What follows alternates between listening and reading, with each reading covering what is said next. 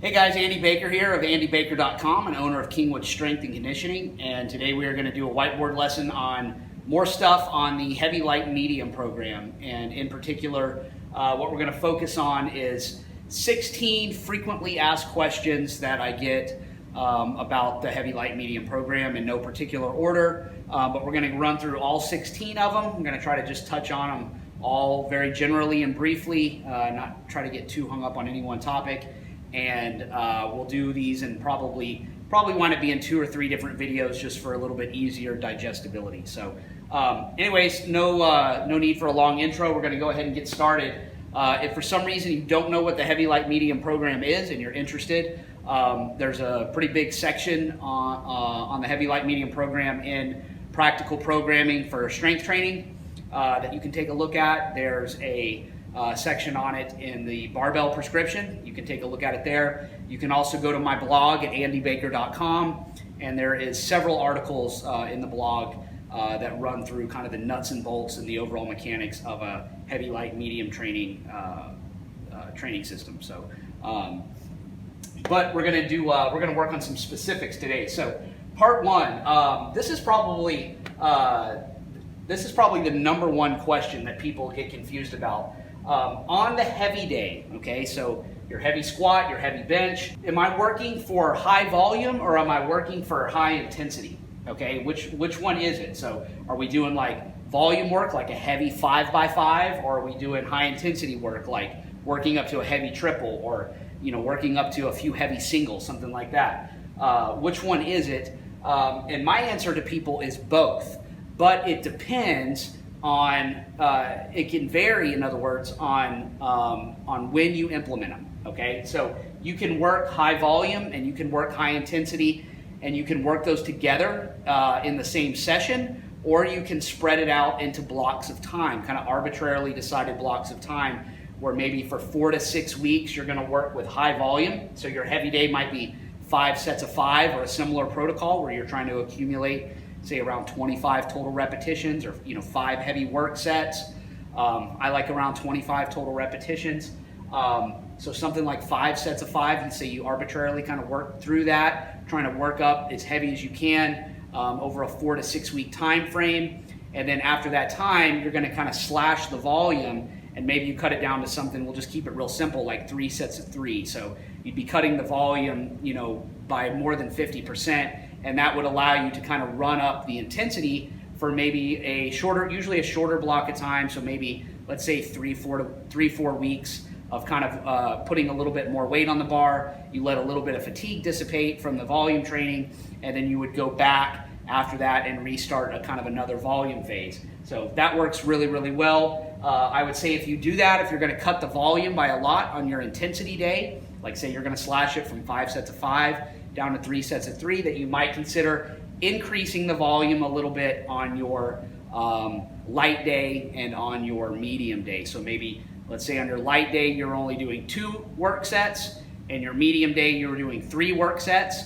Well, maybe now you do 3 work sets on the light day and 4 work sets on the medium day, just to kind of keep the volume up a little bit, but still allow you to start reaching towards a little bit heavier weight on that heavy day. So that's one way to do it. In other words, a short block of higher volume training and a little bit shorter block of lower volume training, alternating back and forth. Something like that. Don't overcomplicate that. Just kind of, you can almost arbitrarily pick a set and rep scheme to work with, and alternating back and forth on something like that. I've seen it work like long periods of time for lifters. It's not very complicated. Just higher volume, run it up until you can't do it anymore. Higher intensity, run that up till you can't do it anymore, switch back, and as long as that every time that you're ending kind of that volume block and every time you're ending that intensity block, you're setting new PRs, that's a pretty good program. So that kind of borders on the gray area there between intermediate and advanced training, but it does tend to work very, very well. So that's one way to do it. The second way to do it is to do both in a single session, all right? And so that's typically how I do it here in the gym, is that when a lifter comes in and they're going to do their heavy day with me, I will work them up to 1 top set, and that'll usually be between 1 and 5 reps. So that's generally operated in some kind of 3-week cycle. In other words, week 1, we might work up to a heavy 5. Week 2, we're working up to a heavy triple. And then in week 3, we're working up to a heavy single. and then we would start that process over again. So sets of 5, 3s, and 1s. You could pick your own. You can pick your own, but 5s, 3s, and 1s have been around forever, and that just tends to work really well. It's a good number of reps to get that higher intensity work in. And then we would follow that off with some back off sets. And so I would typically do anywhere from 3 to 4 back off sets. Again, on a heavy day, I like to try to get around 5 working sets. So if we do kind of one top set in that, say one top triple, I'd count that as one set. And so I'd like to get 4 back off sets after that. Usually the back off sets are going to be in around the 5 rep range. So you might work up to a heavy triple and then do like 4 sets of 5 as back off, and that's your heavy day. Okay, so you can do it either way, all right? Both ways can be effective, so it kind of just depends on personal preference. So I would say that in the long term, if you're very good about being consistent and not hopping around from one program to the next, and you're very good about getting long, consistent runs in your programming without interruption, that it's probably better to do a block type schedule where you'd go 4 to 6 weeks of higher volume and maybe 2 to 4 weeks of lower volume, higher intensity, and alternate back and forth. However, if you have a schedule, a work and a family life, that sort of thing, that causes you to miss training on occasion, you have to travel for business or whatever, and your training is maybe not real consistent, then I would opt more for a system where you get both in one session. So you're getting the intensity stimulus and the volume stimulus in a single session, as opposed to trying to operate in blocks. So in general, that's a kind of a principle of mine, is that the more erratic your schedule is and the less diligent you are about being consistent in the gym, the more you should stay away from programming that tries to operate over long blocks of time, like 12 to 16 week periods, and focus more on just getting one good quality weekend at a time. So let's move on to question number 2. And this is about the medium day. What is the correct medium day volume and intensity? Okay, well, I said for the heavy day, I really kind of like about 5 total working sets. On the medium day, I like about 4 total working sets. If you don't like to think in sets and you'd rather think about total repetitions, I like about 20 total repetitions. I'd say most often my go-to set and rep scheme for the medium day is going to be 4 sets of 5 reps. For a general strength athlete just training for strength and muscle mass, 4 sets of 5 reps is going to be usually my go-to, but it could be 5 sets of 4, it could be like 3 sets of 6. So anywhere in that kind of 20 rep number seems to work pretty good. And the medium day will be set around a 5 to 10% offset from the heavy day. Okay, now you have to be careful with this, because when I'm talking about the offset, we're talking about, let's say on the medium day, we're going to be doing 4 sets of 5 reps. All right, we're going to base that 4 sets of 5 off of your sets of 5 here, not your top single or double or triple, because then the math doesn't work out the same. All right, so if you're doing 4 sets of 5 here with, say, 300 pounds, and your top triple is with 350, we're going to base this day off of the 300 back off sets, not the top set at 350, okay, because that's going to be a completely different number. So if we're doing sets of 5 here, it's going to be 5 to 10% less than your sets of 5 here, all right? And again, for about 4 total sets or about 20 total reps, that seems to be about the sweet spot for the medium day.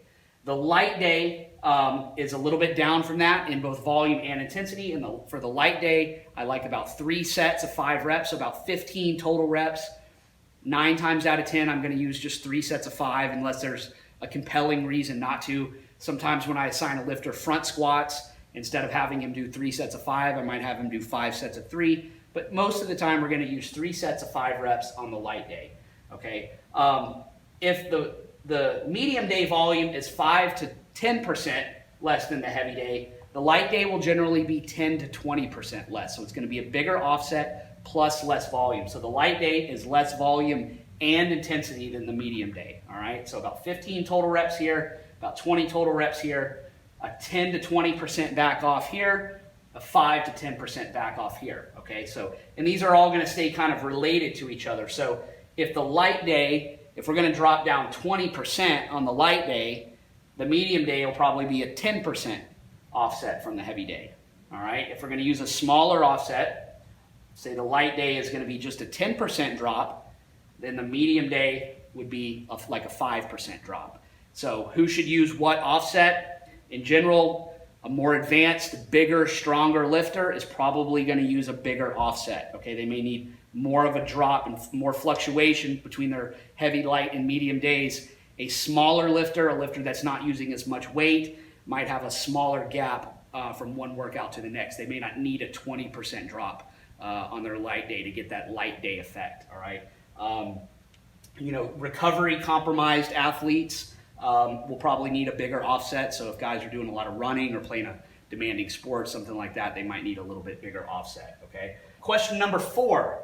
Should we use the same 3 lifts for the heavy, light, medium variations? So in other words, Monday, Wednesday, Friday, should we just squat? Should we just do a back squat for the heavy day, the light day, and the medium day? Or should we use variations? Should we back squat on Monday, front squat on Wednesday, and do a paused box squat on Friday? All right, which one works better? They both work, depends on the lifter and the lift. I would say in general that a new intermediate lifter, so somebody that's coming out of a novice program that's just kind of getting their feet wet with a heavy, light, medium system or an intermediate system, probably needs the least amount of complexity possible. So we're already going to start kind of playing with volume and intensity more so than we were as a novice. So let's just focus on that variable. Let's just work with the changes in volume and intensity, and let's leave exercise selection alone for right now. That'll be a variable that we introduce later on. So it might be a little confusing for a guy that's maybe only lifted 6 months to a year, who's starting a new type of programming, to not only start introducing all these different waves in terms of volume and intensity manipulation, but also start introducing new exercises as well. So in general, let's just do one variable at a time. So let's start with just back squatting, heavy, light, and medium, let's say, and you're just working with kind of volume and intensity manipulations, trying to figure out that exact right kind of set and rep scheme and percentage offset that you feel like works for you. Once you kind of get some understanding of how the system works, you kind of work the kinks out for yourself, then you might start looking at doing some manipulation on the exercises. So again, I would just do one thing at a time. So maybe on the light day now you start to front squat. So we have a heavy back squat Monday, we have a front squat on Wednesday, and then we have a medium back squat again on Friday. And then later on, if you want to change the medium day exercise as well, then you can do that. Now we have a heavy back squat, we have a front squat, and we have a paused box squat, so that you're doing something different each day of the week. Same thing on bench and press. I would start with something simple.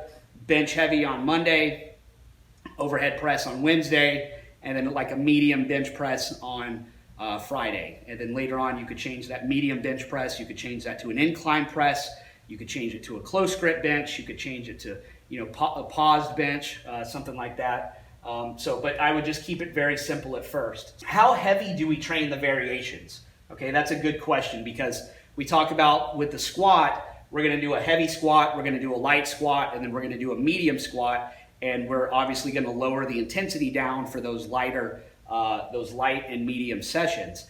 The reason that we would do these variations on a given day is that by nature they fit into the light or medium category. So a front squat relative to a back squat, even when trained heavy, is a light lift. So people's front squat are generally far less weight is being used on a front squat than a heavy back squat, even when trained maximally. So that's one of the benefits of doing in my opinion, it's one of the benefits of doing variations of the movements, is that you actually get to train the movements hard while still keeping to that heavy light system. So a stiff leg deadlift would be a good medium day deadlift exercise. You could still go in and stiff leg deadlift hard and heavy, but you're going to be using a lot less weight than you would on a regular deadlift, and it kind of fits in terms of overall stress into that heavy, light, medium system, and it tends to work really, really well. So it kind of depends on your personality and mindset. Do you want to go into the gym and do the same old thing every day, kind of squat all the time, bench all the time, deadlift all the time? If you like that, if you're very kind of systematic, routinized creature of habit, and you don't like a lot of variety, and you just kind of like to follow the letters, and the numbers on the spreadsheet, then maybe not as much variation for you. So a lot of this is what's going to get you to train the hardest and with the most amount of compliance. All right. For me, I like to train hard when I train. So it's hard for me now after doing this for 20 something years to get it up to go in and just do a light squat or do a medium squat. In fact, I probably wouldn't do that anymore. So, some lifters like that. Some lifters are like, no, if I'm gonna lift, I'm gonna lift hard. So I give them a front squat and tell them you're gonna do 3 sets of 5 on a front squat, or you're gonna do 5 sets of 3, and you're gonna go as heavy as possible on that lift without missing reps.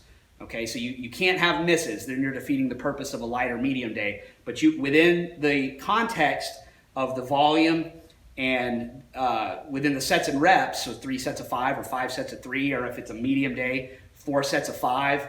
If it was a paused box squat, you could even change that to like 10 sets of 2 and do like a dynamic effort type thing. As long as you're operating within that volume and you're having appropriate exercise selected for the light or the medium day variation, then you should be good to go ahead and train it maximally. So where you could mess up is, say, on the medium deadlift day, you say, well, I'm going to do a rack pull for 4 sets of 5. Well, a heavy rack pull is not a medium day exercise. That's a heavy day exercise, because you have to look at these exercises in terms of the overall amount of stress that they create.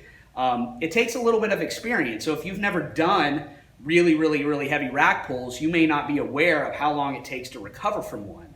Okay, so a little bit of experience goes a long way towards knowing how to select your exercises. So, I've found with myself, with most people, that a heavy front squat is about the same amount of recovery that a lighter back squat creates. It doesn't seem to be that much more stressful, and in practice it works very well to put these exercises in these certain places. A paused box squat is a good medium day exercise. A rack squat or a pin squat for me would be a heavy day exercise, because those are a bitch to recover from. All right, anything that's going to create a whole lot of soreness, where I'm going to feel drained, going into train again, 48 to 72 hours later, where I'm really still feeling the effects of a given exercise, or I'm not able to do that exercise again for a couple of weeks, like in the case of a rack pull. Those are going to be heavy day movements. So you've got to learn what fits and what doesn't. So a lot of your really heavy partial stuff done out of the rack. So whether it's like a pin press like a bench press, like a dead stop press from the pins, a great exercise, but definitely a heavy day movement. A rack pull, a pin squat, a lot of these pause variations done in the rack, those are really, really stressful. And so those tend to get relegated to a heavy day type stuff. So, and then the other things, you just have to play around a little bit with it. Look at the loading, look at what you can load on a given movement, relative to the parent movement, and you kind of get an idea of what constitutes a light day movement and a medium day movement. So that's all we're going to do for today. Hang in there. A couple days, we'll come at you again with part 2, and then maybe after that a part 3. So I appreciate you watching, guys. If you liked what you heard, please subscribe to my YouTube channel, and in the meantime, you can get more good free information on my blog at andybaker.com. All right, guys, talk to you next time. Thanks a lot.